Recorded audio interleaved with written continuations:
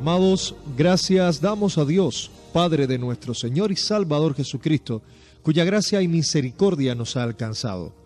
En el primer estudio y a manera de introducción, vimos sobre la necesidad de acudir a la palabra de Dios para escudriñar en ella y dejar que sea Dios mismo quien nos hable sobre la adoración que resulta grata al Señor, conforme a su perfecta santidad.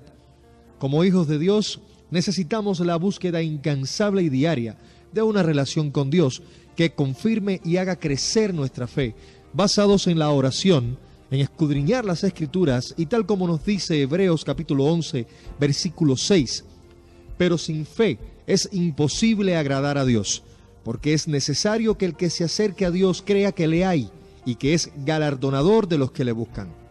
Entendamos que adorar es más que emoción religiosa, es el deseo de una intimidad con Dios. La Biblia es inerrante, o sea, no hay errores en ella, y constituye la base fundamental en la doctrina del cristiano, en cuanto a práctica y fe se refiere. Y ante tantos criterios y debates diferentes, solo Dios mismo puede hablarnos con claridad y permitirnos el discernimiento necesario para obrar conforme a su perfecta voluntad. En Juan capítulo 4, Jesús está hablando a la mujer samaritana en el pozo, y nuestro Señor y Salvador nos hace una revelación asombrosa sobre la adoración a Dios, y aquí debemos notar primeramente quién es el que está hablando. Es el Hijo de Dios, es Dios encarnado, la segunda persona de la Trinidad.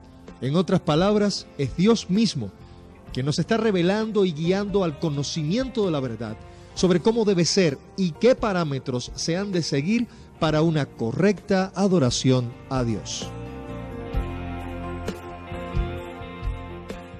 Escudriñemos las Escrituras. Vayamos a la palabra de Dios en Juan, capítulo 4, versículos 23 y 24. Nos dice textualmente: Mas la hora viene, y ahora es, cuando los verdaderos adoradores adorarán al Padre en espíritu y en verdad, porque también el Padre tales adoradores busca que le adoren. Dios es espíritu, y los que le adoran en espíritu y en verdad es necesario que le adoren.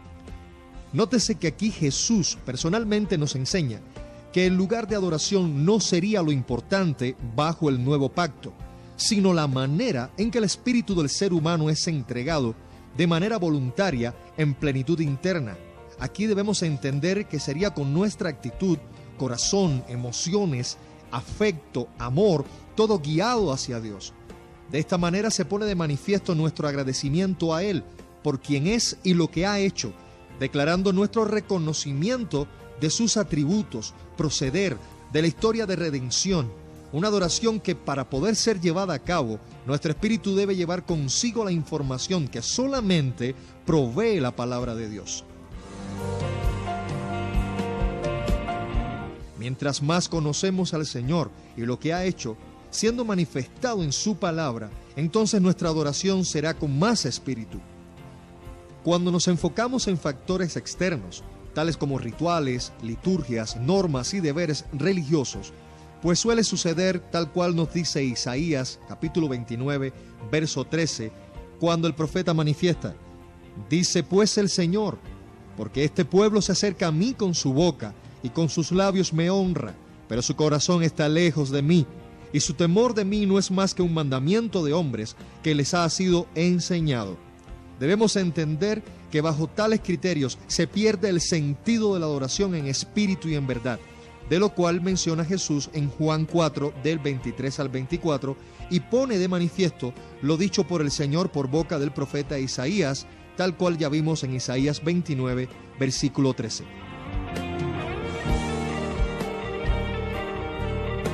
Dios es espíritu, esa es su naturaleza, y sería incomprensible si no hubiera sido revelado en las Escrituras y a través de Jesucristo su Hijo. Y de la misma manera en que Él es espíritu, debe ser adorado como tal, en espíritu y en verdad, algo que sincera y verdaderamente sea expresado por nuestro espíritu interno.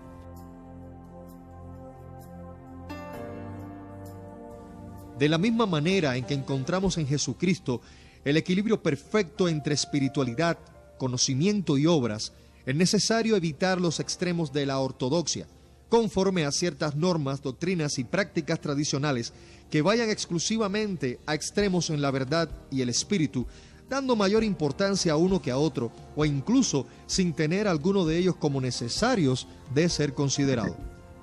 En el libro de los Salmos vemos una gran cantidad de versículos que refieren a los salmos como adoración ferviente, entusiasta, expresiva, y nos transmiten que nuestras respuestas físicas y emocionales se encuentran su mayor realización en la adoración a Dios, y que para ello se utilizaría de la voz, el canto, el habla, el grito. Las manos se alzarían, se tocarían diversidad de instrumentos, se darían palmas, pudiendo adoptar posturas tales como postrarse, estar de pie, bailar, saltar.